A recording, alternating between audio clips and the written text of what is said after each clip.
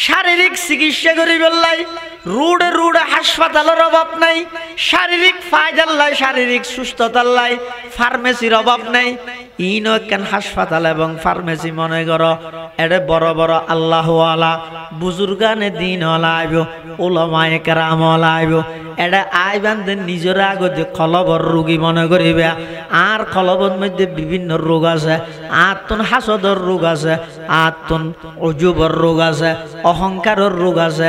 আর কলবিয়ান তো একেবারে মহিলা আবর্জনা গিয়ে আই আল্লাহওয়ালার সোহবতত বৈশ্যম দে নিজের অন্তর্গানে কাগরি পরিষ্কার করি বললাই, আল্লাহওয়ালার বডকত বৈশ্যম দে নিজের আত্মার কিছু চিকিৎসা করি বললাই।